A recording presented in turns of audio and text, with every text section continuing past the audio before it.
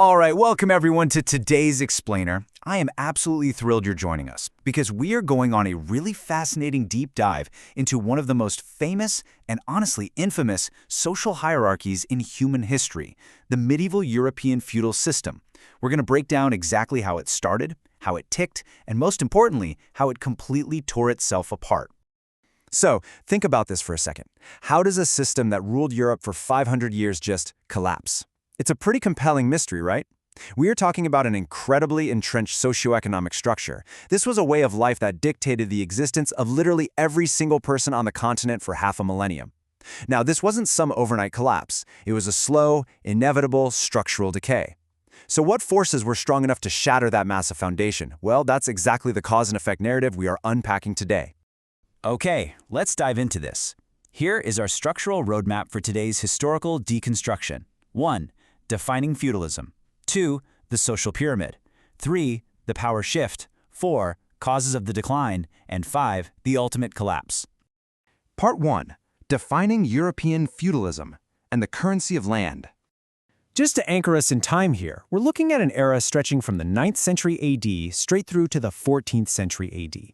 For those 5 centuries, which by the way is a period significantly longer than the entire existence of the United States, just to put that into perspective, this powerful socioeconomic system wasn't just some political choice. It was the absolute, inescapable reality of Western Europe. The word itself actually gives the whole game away. The term feudalism stems directly from the word feud, which fundamentally means land ownership.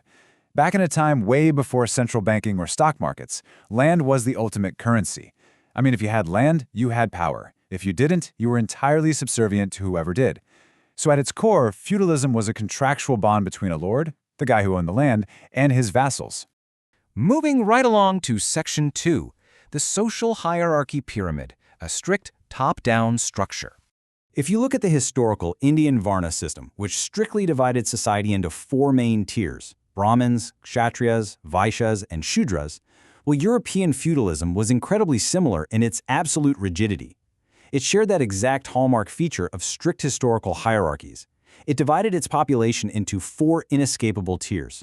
And make no mistake, you were born into your tier and you almost certainly died in it. So, let's break down those 4 tiers from the top. Step 1. At the very peak, you have the king. Step 2. Directly beneath him are the nobles, or barons. Step 3. The knights. And Step 4, at the very bottom, carrying the crushing weight of the entire structure above them, are the peasants. And the numerical disparity here is just staggering. While the top 3 tiers held all the power, the peasants at the bottom made up upwards of 85 to 90% of the total population. Now, the contractual glue holding this whole thing together essentially functioned like a medieval franchise model, or honestly kind of like a giant pyramid scheme. The king gives a chunk of his land to the nobles. In return, they owe him money and military service. The nobles then distribute that land down to the knights in exchange for direct military protection. And finally, the knights give a tiny patch of land to the peasants to farm. In return, the peasants owe back grueling labor, heavy taxes, and a massive share of whatever food they manage to grow. So land flows down, labor, wealth, and military might flow up. Which brings us to Section 3, the shift in power and the feudal paradox.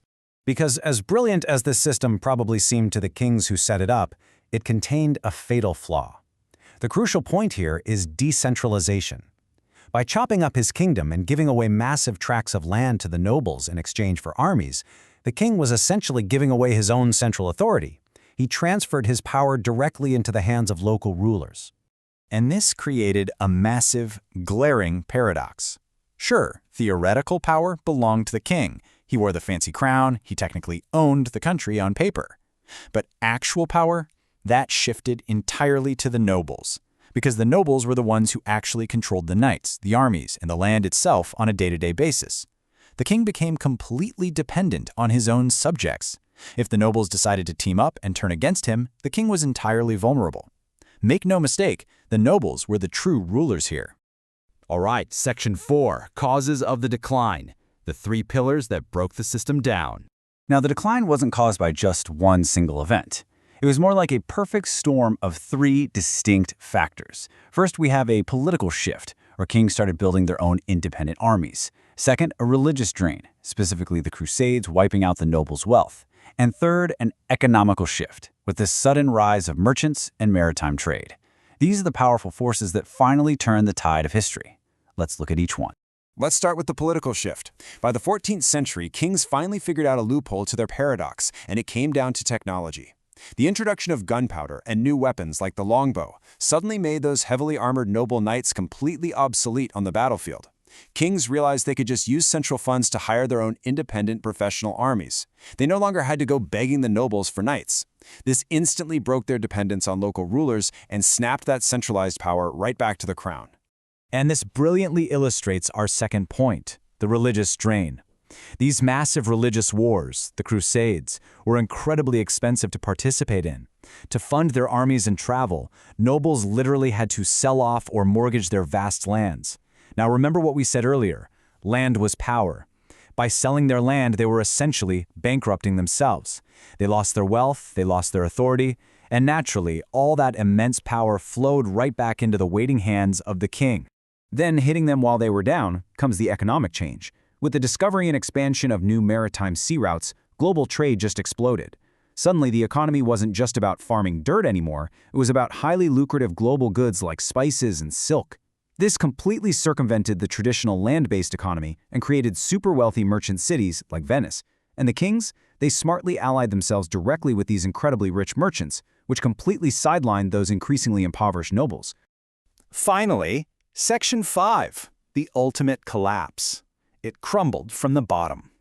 The nobles were weakened, and the kings were regaining their power. But the final, fatal blow to feudalism actually didn't come from the top. It came from the absolute bottom. It came down to the peasant revolts. For centuries, the peasants were crushed, heavily taxed on everything, and treated essentially as property. But extreme exploitation always reaches a limit, and that breaking point was massively accelerated by the Black Death. This devastating plague wiped out a huge portion of the population, totally upending the social order. Driven by starvation, years of severe mistreatment, and a sudden shift in leverage, massive, unstoppable uprisings just ignited all across Europe. The base simply refused to hold up the top any longer. For generations, the golden rule of this society was that the rich got richer and the poor got poorer. But following the plague and the rise of those wealthy merchant towns, it suddenly became a very simple matter of supply and demand. Peasants realized that their labor was now in incredibly high demand and very low supply. And for the first time, they actually had somewhere else to go. They abandoned the rural farms and just fled to the towns. Without the peasants there to work the dirt, the land barons lost absolutely all their leverage, and the land itself became basically worthless. The entire feudal economy suffered a total, irreversible breakdown. So that leaves us with a pretty massive question to chew on. We've seen how the kings outmaneuver the nobles and how global trade completely changed the world. But ultimately, this 500-year-old system fell because it squeezed the very people holding it up until they broke. So ask yourself, can a system built entirely on the absolute exploitation of its foundation ever truly survive? It's a really powerful lesson from history, and honestly, one that echoes pretty loudly even today.